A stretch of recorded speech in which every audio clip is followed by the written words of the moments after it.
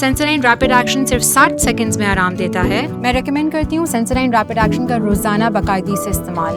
Patients واپس آ کے بتاتے ہیں اٹ ورکس. السلام علیکم، میرا نام ڈاکٹر اعجاز الرحمان ہے.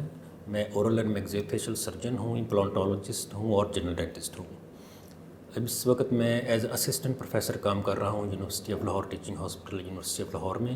آج ہم بات کریں گے کہ دانتوں کی حساسیت یا ٹوتھ سینسٹیوٹی کیا ہوتی ہے اور اس کی ممکنہ وجوہات کیا ہیں اور اس کی ٹریٹمنٹ ہم کیسے کر سکتے ہیں. سب سے پہلے تو بات کرتے ہیں کہ دانتوں کی حساسیت کیا چیز ہے. اس کے لیے ہم پہلے اگر سمجھیں کہ دانتوں کا سٹرکچر، ایک دانت کا سٹرکچر ہے کیسا ہے، تو ہمیں اس میں سمجھنے میں زیادہ مدد ملے گی. ہمارا دانت تین لیئرز ہوتی ہیں. انر لیئر کو ہم پلپ، آؤٹر کو ڈینٹین اور آؤٹر موسٹ کو انیمل کہتے ہیں.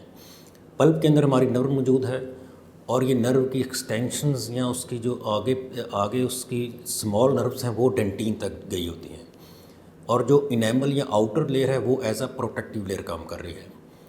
اب دانتوں کی حساسیت کا سب سے کامن وجوہات میں سب سے پہلے تو ہارڈ برشنگ یا بہت زوردار طریقے سے برش کرنا شامل ہے، جس کی وجہ سے اگر آپ لمبے عرصے تک زوردار برش کریں، زور لگا کے کریں اور سخت برش استعمال کریں تو اس سے آؤٹر لیئر یا انیمل ڈیمیج ہوگی تو آپ کی نرو اینڈنگز ایکسپوز ہو جائیں گی، جس کی وجہ سے سینسٹیوٹی ہو سکتی ہے.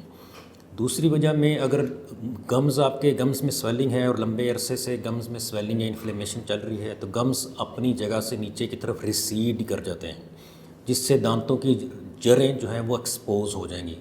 جڑیں ایکسپوز ہونے کی وجہ سے بھی ٹوتھ سینسٹیو فیل ہوتی ہے.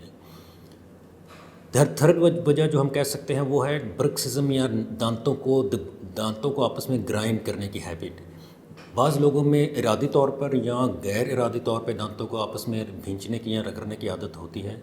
اس کی وجہ سے جو انیمل یا آؤٹر لیئر ہے وہ ڈیمیج ہو جاتی ہے. اس میں کریک آنے کی وجہ سے یا اس کے ڈیمیج ہونے کی وجہ سے بھی سینسٹیوٹی ہو سکتی ہے. کچھ دانتوں کے ایسے پروسیجر ہیں جو دانتوں کی سینسٹیوٹی کاز کر سکتے ہیں، جیسے کہ اسکیلنگ یا فلنگ کروانا، مگر یہ وہ وجوہات ہیں جو عارضی طور پہ ہیں. اگر کیلکولس ڈیپوزیشن ہے یا گمز میں انفیکشن ہے تو اسکیلنگ کروانے کی وجہ سے جب وہ لیئر اترے گی تو اس سے عارضی طور پہ سینسٹیوٹی ہو سکتی ہے. مگر یہ یاد رکھیں کہ یہ سینسٹیوٹی عارضی ہے، ٹھیک ہے. اس ڈر سے اسکیلنگ کو اوائڈ نہ کریں کہ سینسٹیوٹی ہو جائے گی، کیونکہ یہ ایک عارضی پروسیجر ہے جو کہ 7 to 10 days میں ریورسیبل ہوتا ہے، ٹھیک ہو جاتا ہے.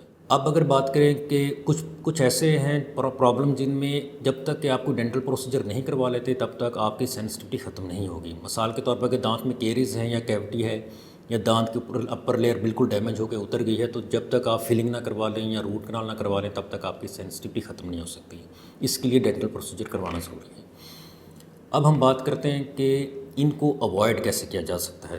ٹوتھ سینسٹیوٹی کو اوائڈ کرنے کے لیے سب سے امپورٹنٹ فیکٹر تو یہ ہے کہ ایسی ٹوتھ پیسٹ یا ایسا ماؤتھ واش جس میں پوٹاشیم نائٹریٹ، اسٹرونشیم کلورائڈ یا فلورائڈ موجود ہے وہ استعمال کیا جائے، تاکہ سینسٹیوٹی کو وہ نرو اینڈنگس کو بلاک کر دے، تاکہ یہ جو پین کی پرسیپشن ہے یہ آگے آؤٹر لیئر سے انر لیئر پہ ٹرانسمٹ نہ ہو سکے.